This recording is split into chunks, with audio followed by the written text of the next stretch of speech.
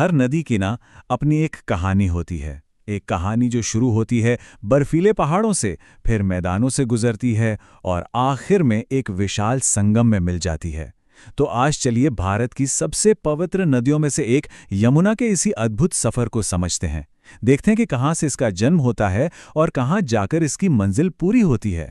अब ये सवाल सुनने में तो बड़ा सीधा साधा लगता है ना, कि भाई एक नदी कहाँ से शुरू होती है।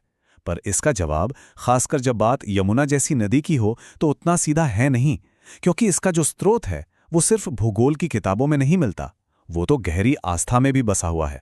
तो चलिए सफर शुरू करते हैं पहले पड़ाव से, हिमालय में जन्म।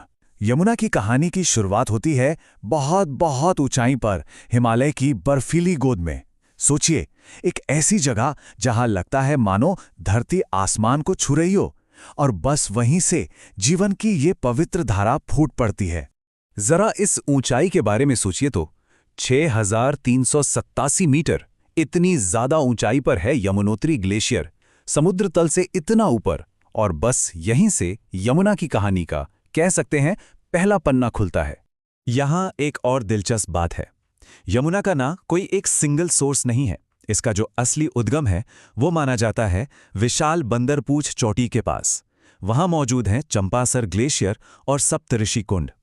इन जगहों से मिलकर यमुना की धारा बनती है।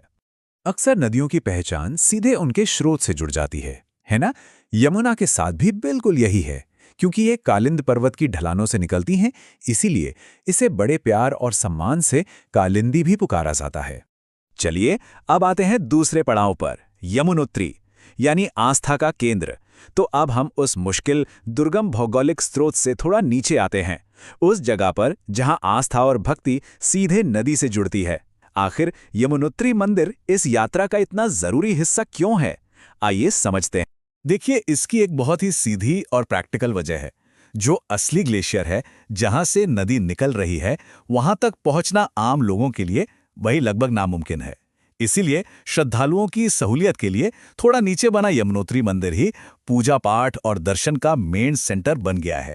और हाँ, ये मंदिर सिर्फ एक पूजा की जगह नहीं है, ये तो उत्तराखंड की जो बहुत प्रसिद्ध छोटा चारधाम यात्रा है, उसका सबसे पहला पड़ाव है, बिल्कुल शुरुआती बिंदु। हर साल हजारों लाखों तीर्थयात्री यहीं से अपनी आध्यात्मिक यात्रा की शुरुआत करते हैं।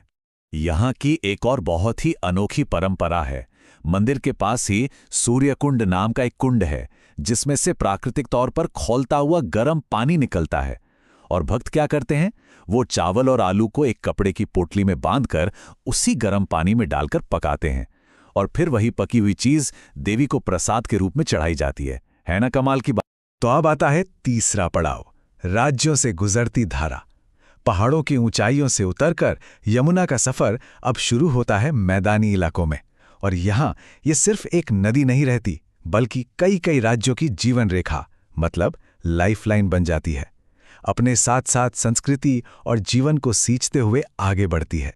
जरा देखें कि ये धारा किन किन राज्यों को छूती हुई निकलती है। सफर शुरू होता है उत्तराखंड से, फिर ये हिमाचल प्रदेश में दाखिल होती है, वहां से हरियाणा और फिर दिल्ली पहुंचती है, और आखिर में इसका पड़ाव होता है उत्तर प्रदेश में। कितना लंबा और कितनी विविधताओं से भरा है ये सफर।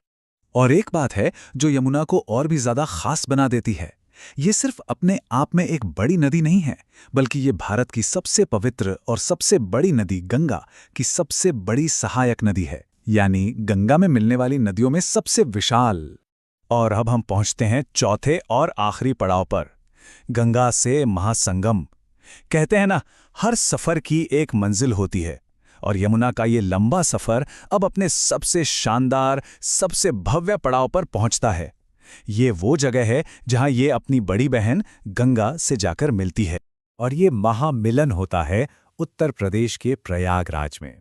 बस यहीं पर यमुना का अपना एक स्वतंत्र सफर पूरा हो जाता है, और वो गंगा की विशाल धारा में समा जाती है, विलीन हो जाती है। और इसी पवित्र मिलन की जगह को हम सब संगम के नाम से जानते हैं। तो यमुना का ये पूरा सफर देखने के बाद मन में एक सवाल आता है, क्या कोई नदी सिर्फ पहाड़ों से मैदानों तक बहने वाली पानी की एक धारा है, या फिर वो अपने आप में एक जीती जागती कहानी है, भूगोल, आस्था और संस्कृति की एक ऐसी विरासत जो सदियों से बस बहती चली जा रही है? सोचने